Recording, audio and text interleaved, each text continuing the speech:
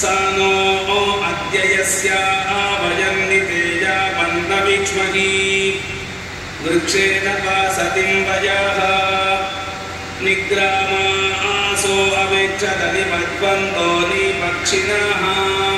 निश्येन सश्च दर्थिनः यावया वृत्या अमृतं यवयस्ते नमो ऊर्ण्ये अथ नः सुतरा भव उपमापि शक्तिमः कृष्णम् अथ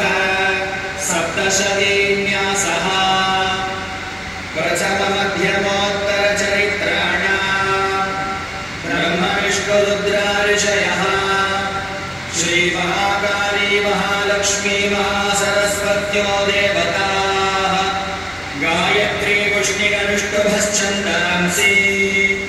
नन्दा शाकम्भरी भीमा शक्तयः रक्तदन्तिका दुर्गा भ्रामर्यो बीजानि अग्निवायुः सूर्यास्तत्त्वानि श्रीमहाकाली महालक्ष्मी महासरस्वती देवता प्रीत्यर्थे जपे विनियोगः ॐ खड्गिनी शूलिनी घोरा गदिनी चक्रिणी तथा शङ्किनी चापिनी बाणकुशुण्डी बलिगायुधा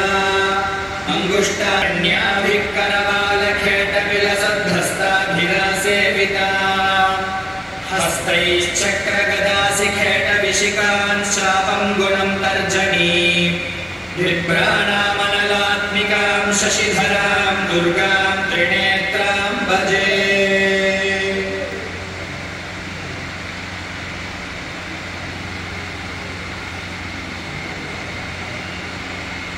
अथ प्रथमोऽध्यायः ॐ प्रथमचरित्रस्य ब्रह्मा ऋषिः महाकाली देवता गायत्री छन्दः नन्दा शक्तिः रक्तदन्तिका बीजम् अग्निस्तत्त्वम् ऋग्वेदस्वरूपम् श्रीमहाकाली प्रीत्यर्थे प्रथमचरित्रजपे विनियोगः ध्यानम् खड्गं चक्रगदेषु चापपरिघां शूलं कुशुण्डीं शिरः शङ्खां यामस्तौ स्वपिते हरौ कमलजो हन्तुं मधुं कैटभम् ॐ नमश्चण्डिकायै ॐ